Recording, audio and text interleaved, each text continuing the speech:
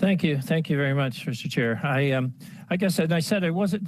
I don't want to make this a political discussion. I want to make it about, we all don't like the carbon tax. I think we can all agree with party on we don't like the carbon tax, but we all have the same focus of how do we reduce emissions, how do we make a major impact on climate change, and for the better, and that's the goal that we are aligned on.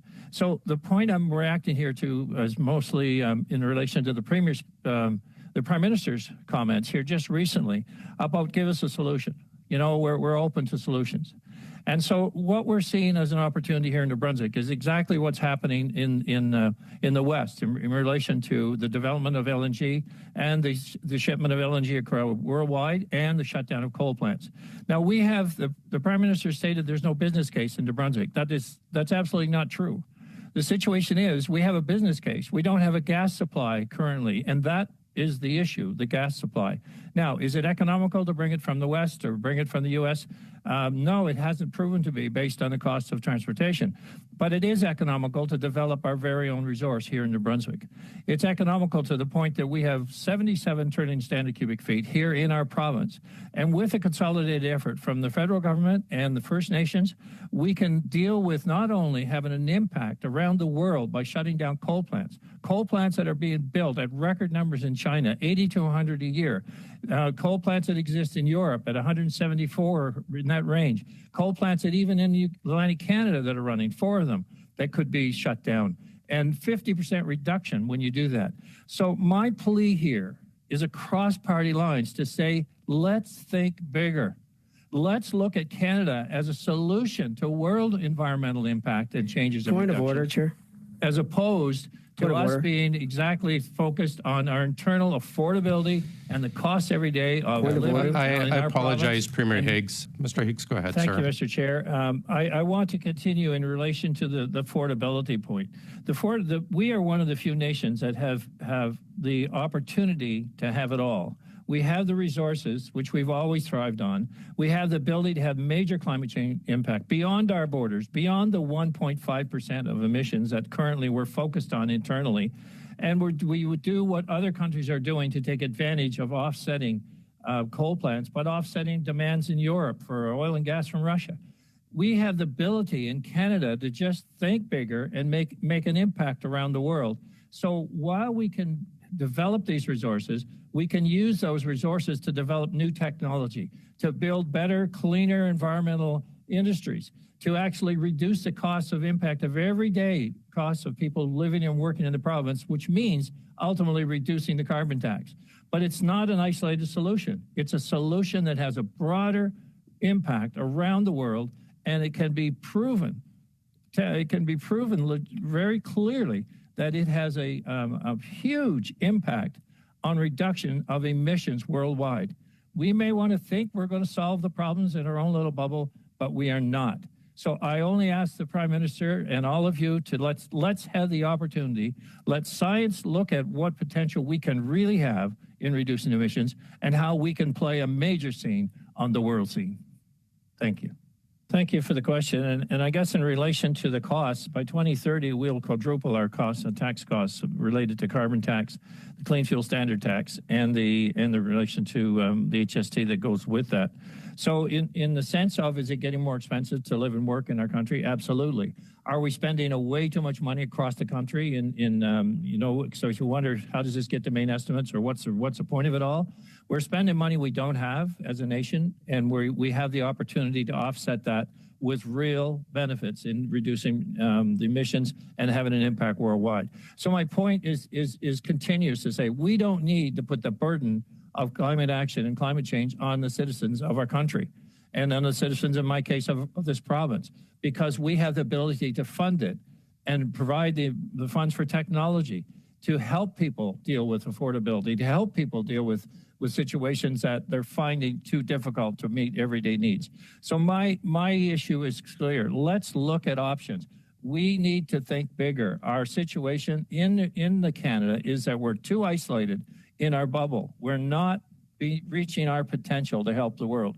And we're causing huge impact, financial impact, right across this country on our citizens. And it's unnecessary. We all have the same objective.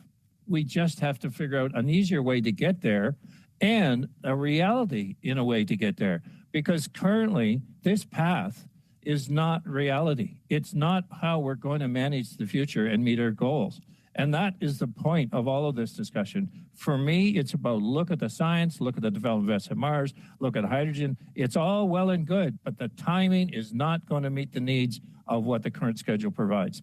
And as a result, people are just going to pay more and pay more. And what is going to be the impact on the environment?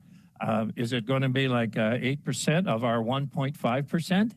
And we think we're solving the problems of the world by doing that, when we could be receiving, probably making an impact worldwide of 10% or 15%. But that could be a calculated number, very easily understood. So I want to continue to argue we just need to let the science let us help the world reduce emissions, not think we're solving it by our own little bubble calculation. Mr. Premier, a quick question on that to follow up. Has the Prime Minister and his cabinet been reaching out to you regularly and other First Ministers talking about the pain that this carbon tax is obviously having on Canadians? Well, there's various discussions internally, I guess, with members locally, but the solutions are only, okay, how do we offset this measure? How do we offset that measure? When in fact you get to the root cause of why do we have this measure to begin with. So then you get down to the philosophy of the federal government in relation to the carbon tax. And you say, for what it is intended to achieve, is it achieving that? Because what was this unintended consequence, what it's going to cause on affordability of every issue from groceries to that right down the supply chain? Was that the intended consequence? And if it was, it's a poorly implemented process. And if you look at that and you say, what are other countries doing? How do they manage this? And then how can we manage it based on our abilities and utilizing our entire natural resources to be part of that solution? Great. Mr. Chair, do I have a little bit more time? 15 seconds. All right. Well, Mr. Premier, speaking of the potential that we have as a province, by removing the carbon tax, if you can give a quick answer to that, what immediate impact would it have? Well, in a couple seconds, Premier Higgs. Immediately, 20 cents, roughly 17 cents on the per liter, which would have a huge impact. But then going the full distance, it could take off down the road about 50, 60 cents a liter. Thank you, Premier by Higgs. 2030. Thank you, Premier Higgs. Ms. Atwin, go ahead, please. Thank you, Mr. Chair, and thank you for being with us, Premier Higgs. And I just have 6 minutes, and so I will be going pretty fast with my questions, so I'm not trying to be rude. So I know today that, in the provincial legislature, there was set to be a debate on removing the provincial sales tax from the looming electricity increases that we're going to be seeing in the province on April 1st. And you denied, your party denied that debate, and you're here with us instead. So is this for a case of look over here and not what I have control over back at home? No, control over is a reactionary process of what we're seeing across the country of increased costs. So that was my point in relation to, we have a policy that incurs a counter policy to offset a poor policy. Okay. And that's sorry, I have to keep going. So Premier Higgs, when you decided to drop the New Brunswick carbon pricing system, you said at the time during your press conference, and I'm going to quote you here, "We know that recently, and especially over the last few months, New Brunswickers have been feeling the impacts of inflation and are struggling with the higher prices on everything from food to fuel. By changing our approach, we can help New Brunswickers get money back into their pockets in the form of a quarterly rebate check from the federal government." I happen to agree with you, Premier, but I see that you've recently changed your stance on this. So no, is it the case that you're more interested in playing politics than actually looking after the affordability of New Brunswickers and tackling climate change? Well, on the contrary, I think the playing politics I've witnessed here in the last half hour. The point of the issue on the carbon tax is saying, all right, can we, if we adopt the backstop, then people will get a check. Is that check offsetting the real costs they have? No, it's not. Can you table that information to show us that the calculations? With the calculation going right through to groceries, to cost of commodities, because it's more than fuel. With us? It's more than fuel. Yeah, I think there's a recent study, whether it was a Fraser Institute, that was showing the impact on the carbon tax. I know what the Bank of Canada has said recently, but there are many studies showing that. So I'm sure there's other relevant data. How much is the average rebate for a New Brunswicker, including the 20% rural top-up? It's probably around $200, I think, a month, quarter, or in that range. About $700 a year, $736 a year. I'm also going to quote, you've got a Twitter post here about your appearance today. You mentioned participating in the Standing Committee of Government Operations and Estimates to relay your concerns and stop the tax grab once and for all. So, sir, are you familiar with the Greenhouse Gas Pollution Pricing Act? Somewhat, maybe not as familiar as you are at this stage. So Section 2.2 is the return of pollution pricing fuel charge proceeds to jurisdictions, and it breaks down the rebate process. So 90% of the fuel charge proceeds are returned directly to individuals and families through the Canadian carbon rebate. The remainder of the fuel charge proceeds are returned through federal programming to support schools, hospitals, small and medium-sized businesses, colleges, universities, municipalities. So I'm just wondering, which of the projects would you not have support? Would you like us to not see supported? There's energy retrofits for Indigenous communities infrastructure. We've got schools that are bringing down their price on their pollution in general, and they're actually saving money on their bills. So would you like to see these programs canceled along with the rebates? Well, I think we were supplying supports to a lot of initiatives through these different communities prior to a carbon tax ever coming on. To say we create more hurt on people in order to provide more federal money to distribute as they would see fit, I don't think that's a solution. I don't think that just charging people more so the federal government can have more say in where the money is distributed. I do not think that is a policy that you hurt one group in order to distribute to another. So also, Mr. Premier, New Brunswick government passed legislation in 2022 to allow oil companies to pass clean fuel charges onto consumers and instructed the Energy and Utilities Board to determine what hypothetical costs might be. An independent analysis determined that here in New Brunswick, we are compensating companies for costs that do not exist, overcharging New Brunswickers at the pump anywhere from 5.6 cents to 8 cents a liter. So how much of this is rebated back to New Brunswickers?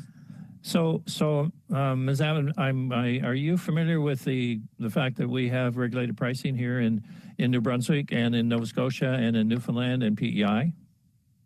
So it's actually my questioning time, sir. No, well, I guess let's put all the facts on the table because every one of those provinces. Why is it okay to give money to oil and gas companies let and me not answer to your New question. Brunswickers? Let me answer your question.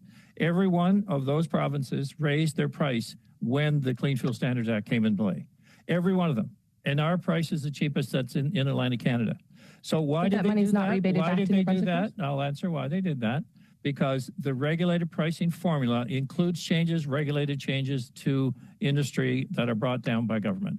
So that's why they did that. Our change was only to reflect the same logic that other regulated pricing has. Now, we could argue whether regulated pricing makes sense or doesn't make sense. Than the rest of the country. No, I'm telling you the same thing was raised in the other three provinces.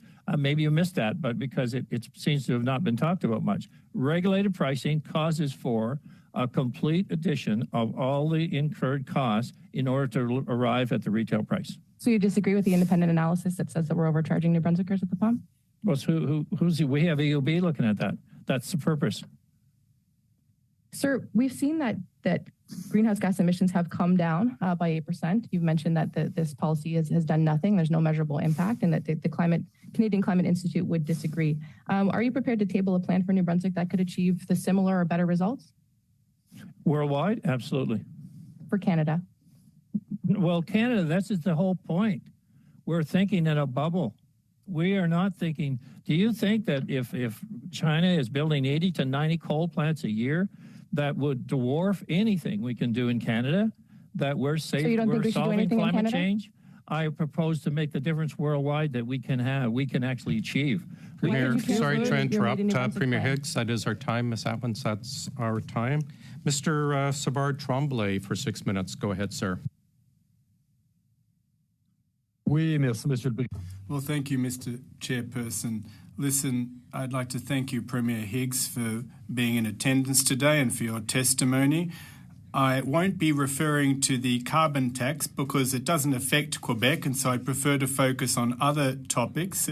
Now, first, let's talk about the transfers under the Official Languages Act. How much is New Brunswick receiving in terms of support for its linguistic minority, please? I don't know the exact number, but it is significant. C'est assez important. It's quite significant. And tell me, what benefits does that provide for Francophone communities in New Brunswick overall? Well, I think certainly in our case, we have two school systems that are operated through that. There are cultural centers that are set up because of that. We have obviously a Francophone, a Vitality, Horizon Network, and Horizon 2 health networks in the province. And we see culturally, we see a real advantage in New Brunswick. I see an advantage that we're not utilizing to its full extent. I have from the beginning said I wanted to see better results in our Anglophone school system so we could actually have every child graduating fluently bilingual, at least conversationally. And so my goal is if we are a bilingual province, truly, we all should be graduating kids that are speaking both languages. So the money that's used to enhance Francophone programs, cultural centers, is welcome from the federal government, and we do utilize it. Oh, I might add another point. We also increased our Francophone immigration through COVID and through beyond when we're looking to maintain the ratio of Francophones here in the province, not let that slide. So it runs in around 33%. But this is the last couple of years we have immigrated more Francophone immigrants than really any government for a long period of time and increased our percentage.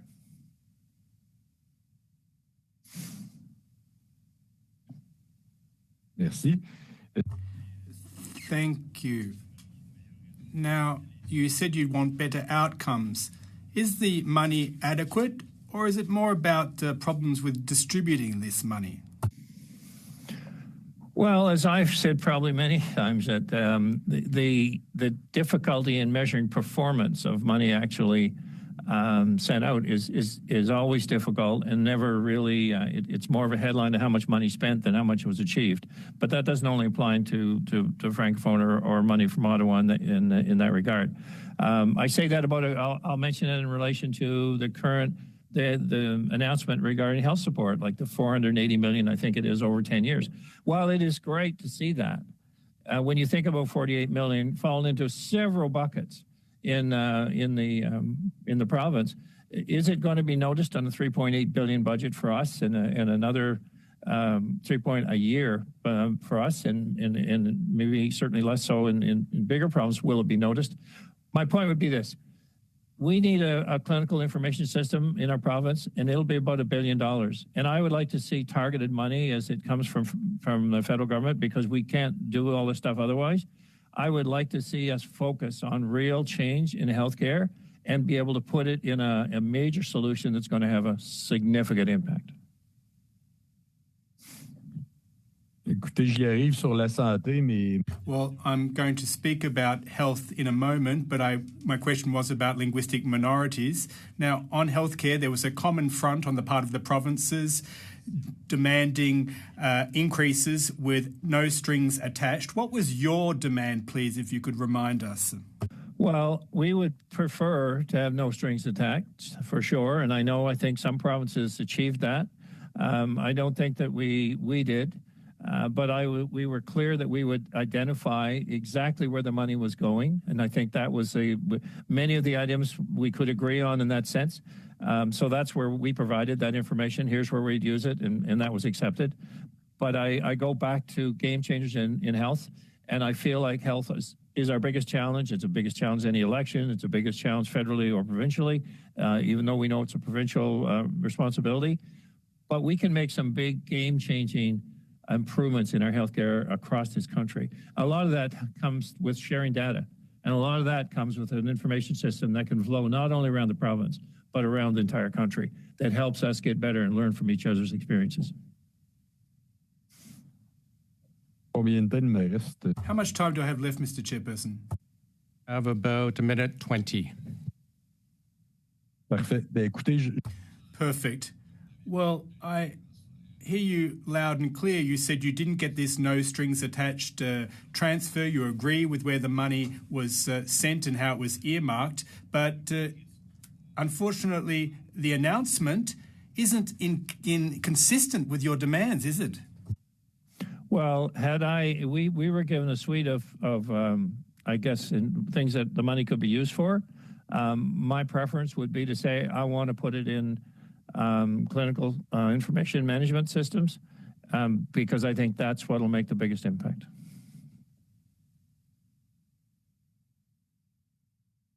Parfait, merci. Sur un tout autre sujet, je vous ai dit. Thank you. On another topic, I said that I wasn't going to be talking about the carbon tax per se, but I would nevertheless like to ask you, what are the other solutions in that case? Why aren't you in favour of the carbon exchange? You'll have to be brief. Solutions Brief answer. Are very Premier evident. Higgs. I went through them with. They went through them with great length. I think the other solutions is for us to get outside of our bubble. Think bigger. Think about impacting the world emissions and what we can do with our tremendous energy sources here in Canada. Thank you, gentlemen. Mr. Bachrach, I'd say I hope you're feeling better, but it's probably still under the weather. But go ahead for 6, please. I'll do my best. Thank you, Mr. Chair, and thank you for being with us, Mr. Higgs, Premier Higgs. Premier, you started your remarks talking about the cost of living for New Brunswickers, and certainly the cost of living for Canadians is something that everyone on this committee is concerned about. Now, in 2022, when inflation was even higher than it is now, people were struggling with the cost of living, and Canada's big corporations were making record profits. And there was one analysis by an economist by the name of David McDonald, and he found that for every dollar spent on those higher prices, 47 cents was converted to corporate profits. Now, 25 cents of that dollar went to corporate profits in just 4 industries, the leading of which was oil and gas. So for every additional dollar in inflationary costs, a quarter of that was going to the corporate profits of the companies that are producing and selling gasoline to consumers. I'm just wondering, when this was happening, when these corporations were gouging Canadian consumers and New Brunswickers, did you speak out publicly on behalf of New Brunswickers?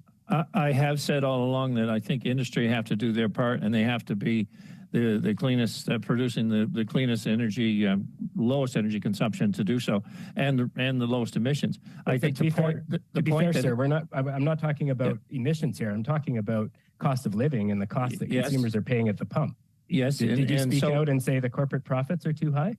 Well, I'm not familiar with the specifics of where the profits lay in the ratios that you just described, but I would say this. I think that we need to look at the cost of operating in our country and the cost of keeping businesses here. We've seen huge exodus of businesses, particularly out west in Alberta, and we know the alternative. We know the alternative right here in New Brunswick. If you reference oil and gas, we know that we can buy refined product from countries that have no environmental standards at all. But we're still using the product. So we can make that choice of whether we want to buy from less, not only less efficient, but countries that we would not subscribe to their practices in any way, shape, or form. So there's the challenge you have in the industry, because as you push, and I'm not saying you shouldn't have full visibility into that, because I think that's important, but you will see that our operations are likely the cleanest in the world. So where do you go? Can we get better? Absolutely. Should profits pay for that in a company? Absolutely. But we do know that any producer of a commodity, the prices end up into the consumer's hand. And unless we control those companies as a state-owned company, then that's where it comes. And we know that. So the balance is, how do we keep companies operating, maintaining their facilities and staying here? And how do we have a fair price that they pay for operating in our country? And that has to be looked at in great detail. Nothing that I can just do politically and say we should do I guess what I'm trying to get at, Premier, is that you've been very vociferous about the carbon price and the impact on consumers. And if you look at these things proportionally, if you look at the impact of the carbon price on the price of gas, or you look at the contribution of the carbon tax to inflation, and we have numbers from the Bank of Canada. I'm sure you're familiar with those. So while we have this analysis that shows that 47 cents of the inflationary dollar went towards corporate profits, we have the Bank of Canada saying that 0.15% of inflation is caused by carbon pricing. So those seem vastly disparate numbers. And so what I was asking is whether the clear price gouging by oil and gas companies, and I looked at Gas Buddy and looked at New Brunswick, and the price of gas in New Brunswick has gone up 20 cents since January. 20 cents. We're talking, April 1st, the federal government is talking about 3 cents. So 20 cents. And I'm just wondering if you've spoken out on behalf of New Brunswickers that are getting gouged at the pump by these oil and gas companies that are raking in massive profits. So maybe you know how the pricing model works, and basically it's a market, New York Harbor market, where the regulated pricing is set, and then the calculations go beyond that. But what I do know for sure is that 20 cents of that right now is carbon tax, and by 2030, 62 cents of that will be carbon tax, and that goes to the federal government and in a circle program that is supposed to be solving climate change. So we do know that, don't we? So 60 cents will be in 2030 sent to the federal government. And why? What is that achieving? So I would say that maybe there's a combination to look at everything, but we do know how to take 60 cents a liter off of the price of commodities at the pumps and what people are paying. I guess what I'm hoping, Premier Higgs, is that you would speak out against the corporate price gouging that's really the factor that's costing New Brunswickers so much. But I'm going to move on to another question. Pierre Poilievre has said a conservative government would not pull Canada out of the Paris Agreement. Is that a position that you support? I think that there's a focused need to continue on the emission reduction program, and if the Paris Accord is, it's important to carry on that program. I'm not suggesting we're pulling out of anything, and so my suggestion is for us to be broader than Canada, to think bigger about. But to be clear, and that's fine. We all want to think globally, but to be clear, but we're not. We're not thinking globally. We're not even pretending to think globally. My question, Premier Higgs, you said you support staying in the Paris Agreement. The Paris Agreement is almost entirely predicated on reducing domestic emissions. I'm sorry, Mr. Bachrach, we're over time. Can you just wrap up your question, please, sir? I will. Thank you, Mr. Chair. Are you saying, Premier Higgs, that you think we should stay in this international agreement but not live up to its core tenets? I'm saying that we can do so much better. So if we are sitting idle, costing people more money, and we're not impacting the world emissions, then who are you fooling? Maybe the Paris Accord should be modified to say those nations that can have a greater impact should have the opportunity to do so. Thanks, Premier Higgs. If you do a comparison, I have to cut you off there, I'm afraid. We're past time. Mr. Ellis, please. Welcome to OGGO for 5 minutes, sir. Well, thanks, Chair. It's good to be back at OGGO. And Mr. Premier, thanks for being here today in this very important topic. Clearly, New Brunswick and Nova Scotia, where I grew up, of course, in New Brunswick, and happy to be representing Nova Scotia here in Cumberland Colchester. Our Premier here, Premier Houston, said the carbon tax is misguided and unfair. And we know, of course, very clearly that those of us who choose to live rurally suffer significant from the carbon tax. And I wonder if you could talk a bit about, sir, about the stories that you've heard from the New Brunswickers that you represent. Certainly, we know I'm getting stories every single day about the affordability problem. So if you could comment a bit about that, Premier, I appreciate that. Well, certainly there's no question about that. We are a sparsely populated province. We don't have the mass transit systems. We don't have the subways. And the idea is that people use their vehicles every day to get to and from work. And so it has a greater impact on a province like ours, and it's a reality. So yes, we hear it every day when people spend more, and we have a greater demand every day to, how do we offset this high cost? How do we do this differently? And so that becomes the whole argument around the carbon tax.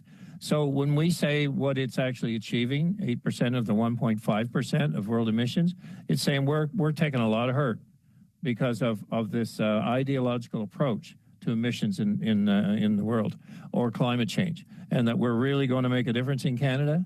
And so I guess the point is, I just don't see the value in continuing to find a way to mitigate a very poor policy. And fighting this carbon tax is a reality. We know what people think across this country. They believe in climate change. We can provide a solution. The Prime Minister asked for a solution. I think I've outlined a real possibility here to make a major impact. And we're stuck on saying, no, carbon tax. But I'm sure that you're not getting that in any one of your writings, because this affordability is real. When you stop at the pumps, when you go into grocery stores, when you go to the lumber stores, when you buy anything that involves transportation, And getting to New Brunswick, transportation is in everything that we buy and sell. So I said the important part here is that let's face the reality of what it means to everyday people. And I'm saying 20 cents right now, or 17.6 off of the pumps immediately would be a real start. We're evaluating regulated pricing to see are we better off or without it. We've had it 20 years. But the idea is that we know 60 cents is coming. We know it's going to continue to get worse. So let's fix it now and make a difference and still impact the world emissions in a positive way. Well, thank you very much for that, Premier. Very insightful on behalf of all your constituents out there. It's interesting, sir. You know, we talked a bit about the rebate, of course, that our Liberal colleagues want to say is so great. Do you think that we actually have an understanding of how much this actually costs every day people from New Brunswick and Nova Scotia, that the carbon tax, of course, as you mentioned, that it's applied to everything that we have that comes on via supply chains. Do you think we have a good understanding of exactly the unbelievable extent to which the carbon tax is hurting Atlantic Canadians and New Brunswickers in particular? No, I do not. And then we talk about the isolated issue at the pump, and we're getting a rebate based on what you spend on fuel. Well, that isn't a rebate on groceries. That's not a rebate on hardware purchases or any other purchase. So I don't think, and there doesn't seem to be any discussion about that. So this idea that, you know, we increase, I think we've increased the numbers dramatically in the federal service in order to deliver on a circle program, tax and circle back, and think this is a solution. I mean, it's really has I think come to light as the prices go up. And this next one is we've had my colleagues in the government and in the opposition say, you know, we shouldn't do this because they're getting the same message I am. So these are, you know, certainly the Liberal leader here is saying the same thing. We shouldn't do this. So I think that's a pretty big message themselves. The Premier of Newfoundland said the same thing. We shouldn't do this. So if they didn't think that their own federal government was creating hardship in their province, would they be saying this? You can say, well, I might say it anyway. I'm not saying it anyway. I'm providing a solution to do something better.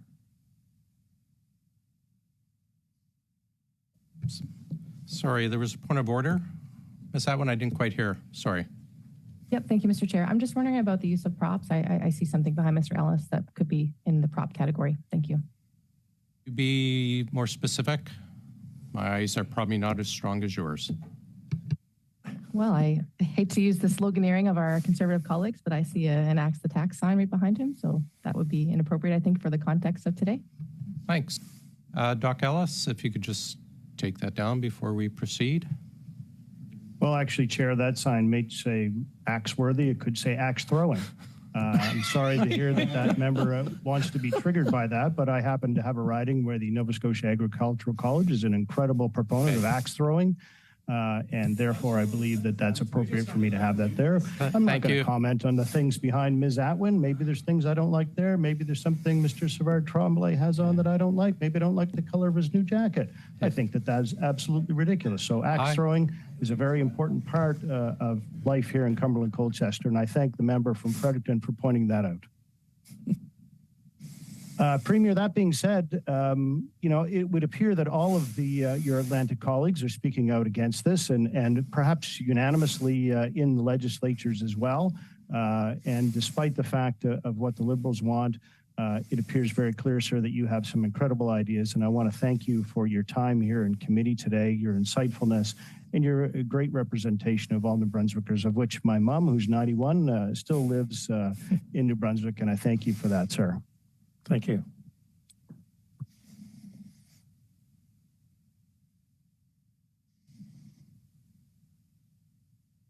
Well, Chair, if you'd like to give me some more time, I'm quite happy to have that. Sorry, we were just following up on the previous point of order. Thanks. We will now go to Mr. Long. Go ahead, sir. Thank you, Chair, and good morning to my colleagues, and good morning to our Premier. It was great to see you, Blaine, this week at the New Brunswick Museum announcement. Great announcement for our city and certainly for the province. But Premier, why are you here today? Why are you before OGGO that's studying main estimates? And I'm wondering if you can share with the committee when you were first approached to appear, actually before this committee or any committee. And I'm wondering if you can also table any documents about appearing before any committee here. So when were you approached to appear before OGGO? Well, we sent a letter some time ago, as you know, 7 of my colleagues, and about this whole process, or about the situation, how we felt collectively. And then from that point, we learned of this committee and the opportunity of looking at the costs of living in Canada and the fact of what the government is spending in terms of servicing the country, and the idea of having an opportunity to share exactly what we're seeing, I think is very relevant for us here in New Brunswick. But as I point out, it's relevant for colleagues from both sides of the table. And quite frankly, Mr. Long, you should be in the same camp with your colleagues provincially that are saying we shouldn't have this tax and this increase. Well, Premier, let me give you an example. I had a guy come in my office the other day, and he was telling me about a 23-cent increase in fuel. And I said, no, it's not 23 cents. It's 23% of basically 9 cents. It's 3 cents. So then we went through the math, Premier, and he filled up his Honda Civic. It was 37 liters. It was about $1.20 extra to fill up his car, which he would actually drive for 2 weeks. He'd get 500 kilometers off that car. So in fact, it was 60 cents extra a week. Look, Premier, I mean, we're all very, very clear on your wanting to eliminate this price on pollution. So what is your solution, Premier? Can you share with the committee what you would do? Are you in favor of taxing large emitters and letting those emitters pass it on? Would that not be the same? I think we've been very clear that I think our industries should be best in class in terms of emissions and emissions reductions, and continually invested to reduce them. What we know from every commodity, so I mean, let's put it clearly, every commodity, every industry, the cost of that industry into that commodity can end up at the consumer. So how do we change that? How do we make them all state-owned? Do we decide that, you know, capitalism is no longer an issue here in Canada? And so we move more socialistic in nature? But Premier, thank you for that. But again, I'm looking for specifics. Like what is New Brunswick's plan? So will you be able to table? Would you be able to table a plan to reach our targets by 2050? I mean, I know you criticize this and you that, but I'm yet to hear your plan, Premier. No, well, you weren't listening, because I went through it in great detail here the last 20 minutes. So it is very clear. It could be calculated as a major plan right here developed in New Brunswick that could have a major impact worldwide. What's the plan? Clear. What is it?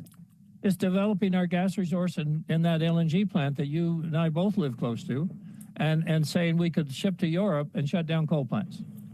That's the plan. Simple. And it would create $3 billion worth of investment in St. John, and it would create multi-millions investment. It would be multi-million dollars to the First Nations, and it's doing exactly what is happening out west. And that's how we're going to reduce emissions in our province by 2050. Worldwide. Premier, we're not thinking big enough. We can't make the impact that we worldwide by the current closed thinking of just saying, what about Canada? Premier, you talk often about affordability, and certainly we're on the same page. And look, I don't think there's any question that there's a challenge worldwide with respect to affordability. But you also have a lot of responsibility in the province of New Brunswick with respect to affordability. You've had 3 surpluses, I would argue largely due to federal transfers. I also want to, just for the record, make sure that our committee and Canadians know that almost 9 out of every 10 COVID support dollars that came into New Brunswick were federal. New Brunswick contributed to COVID relief less than any other province across Canada. But with respect to your surpluses and affordability, can you name me 3 things you have done, 3 actions you have taken to help New Brunswickers with respect to affordability? Thank you. So let's talk about sorry, COVID. before you, Premier Higgs, sorry, we're almost out of time, so a very brief answer if you're able to, please. Well, I was going to start on the COVID question. We spent every dime that the federal government gave to us went to COVID, and as did other provinces, I assume. But we also added to that where it was needed. But I would also point out we had one of the best records on COVID in the country, working with our colleagues at Atlantic Canada. So are you again, able to? results Thank matter more you, than the gentlemen, money spent. both. Sorry, we are out of time. Mr. Savard Tremblay, please go ahead and ignore what Dr. Ellis says. I think your jacket is perfect.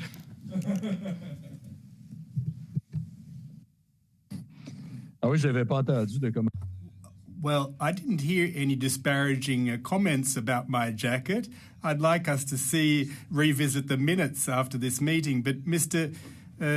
Premier Higgs, tell me, you said earlier concerning funding that you'd like to see greater funding for Anglophone school boards. How is that an issue with allocations from the federal government? Why isn't the onus on you to change your education system and funding thereof? Yeah, I'm sorry if that was the what you got from my message. It is a provincial responsibility, and what my point was is I would like to see a greater results from our schools, greater results in our ability for kids to speak both languages. We are a bilingual province after all, but our performance really hasn't improved in that regard much in the 50 years of trying to learn a second language. Our education in the English schools, about 30% graduate being bilingual, 70% don't. So you'd say if we were a bilingual province, how could that be our record after 50 years? And then the challenge too, we know we have the challenges in literacy and numeracy, and so that's an ongoing challenge, as well as other activities in the school that we're just trying to manage. We know that teachers are going to make the difference in all that, and finding a way for teachers' voices to be heard is a solution. So that was my point earlier. If that wasn't clear, that's what I was trying to put across. Je vous remercie. Thank you. Now tell me, I'm curious, just to clarify, the 65 cents on the litre, where did you come up with that figure? That means that each litre of gas would amount to 1% of a tonne of gas. So a big vehicle that filled up its tank would emit a tonne? Is that what you're asserting there? About 10 seconds to respond, Premier Higgs. So the point is, and on the fill up, so going where we are, it just keeps adding up. And right today, the 23%, would make a difference in cars that would be 20 to say a new car filling up right now would be $10 more on a 50 liter of gas. Looking at where this is headed by 2030, bigger vehicles $600, a minivan $450, an SUV $420, and a sedan $400. So the point of the 62 cents is that at 37.5 will be carbon tax, 17 cents will be clean fuel standards, and there's 8 cents on that's an HST, which gives you 63 cents thank by you, Premier 2030. Higgs. We are just trying to keep to our schedule so we can get you out on time. Back to you, Mr. Bachrach, for 2.5 minutes. Thank you, Mr. Chair. Premier Higgs, you've talked at length about this idea of selling gas to Europe as part of Canada's contribution to global climate change. I'm wondering about the business case for New Brunswick specifically. You're talking about building massive amounts of infrastructure, shipping the gas across the ocean, and selling it to European countries. Are those European markets that you're hoping to sell New Brunswick LNG to, are they projected to have increasing demand for such gas? Yes, they are indeed. Like we have a couple MOUs. We've had different countries that have asked us, could we would sign a 20-year agreement for supply, and so there's no shortage of demand. And when I was in Europe, they said that we can't believe Canada's not providing any energy solution for our needs here. And the point of us building, you'd say the infrastructure, we already have an LNG plant here in Eastern Canada. It's an LNG import. It can be converted to an LNG export for around $2 to $3 billion. And Repsol were prepared to do that, but they need a gas supply. We have gas in the province. We have pipelines that are already connecting this gas supply. So it's a matter of developing them and utilizing We all need to be on side. First Nations need to be part of this for sure, but in a moderate, very moderate expansion. On the First Nations communities in New Brunswick, it could have an impact of anywhere between 800 million and 1.6 billion. And that's just on a very modest expansion of wells that are already in place in the southern part of the province, southwestern. But thinking long-term, Premier, is the analysis that you're getting showing that there is increasing demand for gas in those European markets? Yes, it's showing that the absolutely hydrogen is 50 before it's any impact. No, not hydrogen. I know. Natural gas. But my point is there isn't an alternative. That was where I was going with that. There isn't an alternative. Okay, just back to my original question, because you said, yes, you have analysis that shows that there's increasing demand for natural gas in European markets. Can you table that analysis with the committee? So let's put it this way. Let's put the facts. I could sign tomorrow a 20-year agreement with a country in Europe for gas supply. And which country is that? Czech Republic was one. We've had others that have. When I was there was the Czech Republic.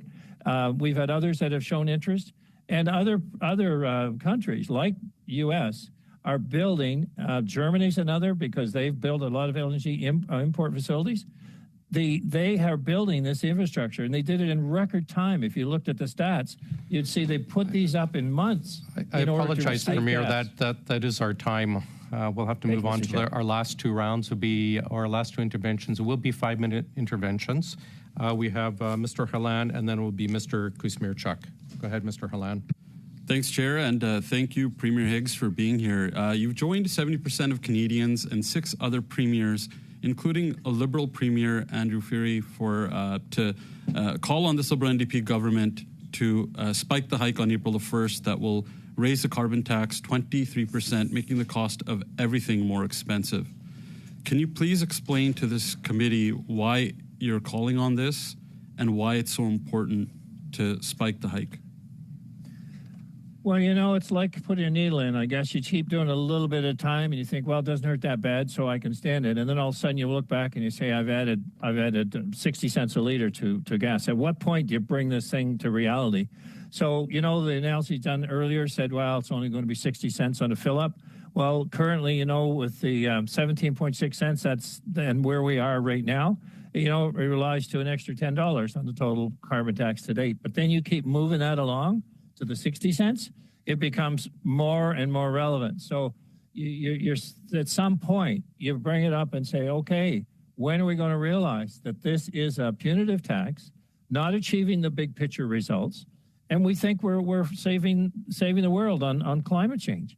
And that's the point. We are causing negative impact on every citizen. So you can argue with me, or you can look at across the country and see 7 provinces that are saying this is a problem. And you can say, well, what can we do about it? And 7 provinces that are represented by, different parties, that this is a problem. So at some point, you'd like to think there would be an ear to hear this and say, all right, yeah, we're getting deeper now. It's costing more now. It's not just about another 3 cents in April. It's about all of the cumulative effect of increased cost of energy, and particularly in provinces that have no other alternative. The PBO once again reiterated yesterday that the carbon tax has a net negative impact on families. Can you talk a little bit more to the negative impact it's playing on families in New Brunswick? Well, to me, the issue becomes calculating the full spectrum of what it means to have our energy costs. We've seen costs go up in every sector, in the grocery stores particularly, that have gone up, in building supplies gone up. And so inflationary costs have gone up. So we're seeing a little change in the inflation rate, so let's hope that continues to drop. In New Brunswick, we've seen assessments go up dramatically, but we've had a population growth here for the first time in many years, so it's had an impact. But the cost of housing is preventing more houses being built. And so people just look and say, well, is the government going to come up with a solution here to solve the problem? Well, let's focus on the problem. Let's get back to the policies that are creating a problem, or certainly having a major impact on making it worse, rather than try to pretend we should put Band-Aids on in order to mitigate just a poor policy. This Liberal NDP government consistently says Canada is the problem. Premier Higgs, can you please let this Liberal NDP government know how Canada can be the solution and why it's not the problem? Yes, I did. And what I was saying earlier is about what we're seeing in BC and Alberta with export of energy and natural gas. What we can do in the East Coast is the very same thing, is export with natural gas and LNG. And the issue is that is a climate action that mitigates the affordability challenge, because the revenue would be used both for offsetting costs for people in the province, and it would be used for technology development. When we develop the technology, people are going to be more acute, more astute about how they can manage and reduce their emissions. You know, we talk about the electric cars. We're not able to cope with electric car productions or the battery productions to meet the requirements for 2035. And so the point is, let's have a realistic plan to transition through this time period, but let's use our resources to pay for it rather than everybody's home, everybody's pocket. Let the resources pay for the change that we all know we must. Thank you, Premier. My last question is, the Governor of the Bank of Canada clearly stated that 0.6 of the overall inflation number in Canada today is contributed by this carbon tax scam. 0.6. And if we got rid of it, it would put a massive dent in inflation that might help to lower the interest rates faster after we've seen this government double the cost of mortgages and houses and rents. Can you please tell us how important it is to axe this tax on housing? Well, I think that very brief. It's very important. I mean, to look at all these taxes that are being put on buildings, on the issues of fuel, of the issues of commodities, it all flows into higher costs. So I think that we just need to rethink our program and what we can do in the world to have the greatest impact. Thank you, Premier Higgs. Mr. Kusmirchuk for 5, please. Thank you, Mr. Chair, and thank you so much, Premier, for being here with us here today and for answering our questions and shedding light on your plan and New Brunswick's plan to address climate change. I find it interesting that yesterday and today we will have 3 premiers testifying here before us. 3 premiers that over the last 4 years have all dealt with record-setting forest fires.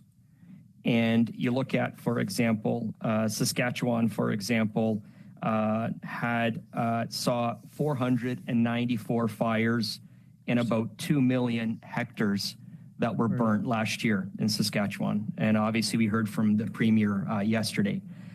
Alberta last year had 2.2 million hectares burnt in Alberta. It was the greatest forest fires that province has seen, 1,121 wildfires that claimed 2.2 million hectares that were burnt.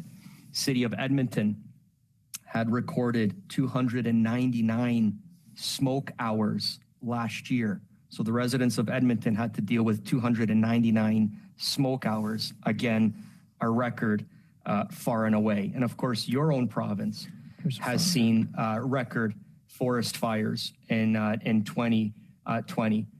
Premier, what is your plan? What is your climate plan? So, once again, my climate plan is to have a bigger impact on world emissions. I think it sounds like here that many of you are going to be surprised if we reach our 1.8% target and those conditions you just outlined are better. Because Premier Higgs, what is your plan for New Brunswick? What is I understand you've got a global plan. What is your plan for New Brunswick? We continue to reduce. We're well ahead of targets in New Brunswick for emission reduction. Well ahead of targets. And we continue to push in that direction to meet the targets that are put forward. So that's the plan. When you want to talk about, so that is on target. In relation to forest fire, I do want to point out something. So forest industry is hugely, it's a big issue for New Brunswick. We're #1 in Canada for forest products on a GDP per capita. Our 900 companies directly in the forestry sector, 24,000 full-time jobs. Now, the reason I'm saying all that is not only to identify the economic benefit, but to identify the benefit of managing forests. In many cases, the reasons that force we have climate change, we have drier conditions. No one is denying any of that. But when you let old forests... Premier, I do apologize, but I'm not hearing a plan here. I'm just hearing words here. And Mr. Chair, I am going to share my time with my colleague, Ms. Satwin, as well, too. And so I'll just pass my questions over to her. Thanks, Ms. Satwin. You have 2 minutes. Sure. Thank you, Mr. Kaczmarczyk. And Premier Higgs, we'll just kind of pick up on a piece you mentioned about the forestry sector, for example. I know that we have sustained use of aerial spraying of glyphosate in the province, which has actually created a monoculture in our forestry sector, which could actually lead to more susceptible conditions for forest fires. So to point to that as kind of a big piece of that plan is concerning to me. You also mentioned, Indigenous communities and the potential for, natural gas exploration. I would remind you that there was significant demonstrations and protests across the country or across the province during that time because it wasn't something that Indigenous communities wanted in their backyard. So has that relationship changed at all? I'd like some insight on that piece. I would think the reality is starting to set in that this is a huge economic benefit. It's done across the country, particularly in BC and in Alberta and Saskatchewan. But the idea that the development of natural gas is not new. It's well established. The impact it can have in world emissions, it's well established. And yes, I'd like to think the First Nations are learning more about this so they understand economically and environmentally what it can mean. So that is the process that is underway. But we could certainly make an impact with the federal government being part of that. But I want to go back to the forestry comment and the glyphosate. The biggest use of glyphosate is in farming and agriculture. But we're talking about forestry sector. Yeah. Well, you can't isolate one without the other. It might be easy to talk about forestry right now, but the whole point aerial spraying is mostly in agriculture and in the forestry sector. I want to point out the fact that... Does it not create monocultures, though, that make our forests more susceptible to forest fires? Threaten biodiversity, which should be part of any climate plan? Let me answer. It was my question, was it not? Well, it's my time, actually, sir. All right, your time and my answer then. Sure, please, I'd like the answer is that we have the lowest loss in Canada for land lost by fire. And that is, we're number one in Canada for forest products. I said that, but we are also recognized leader in forest fire protection. And the reason for that is because we have not only a quick attack unit in order to mitigate their loss. Sorry, Premier, I need to wrap up, please. Okay. But we have actually an active forest management system and harvesting. Old forests are not being allowed just to rot and become fire traps. Thank you very much. That is our time. Premier Higgs, thank you very much. We will suspend for a few minutes to bring in our next witness. Thanks, everyone.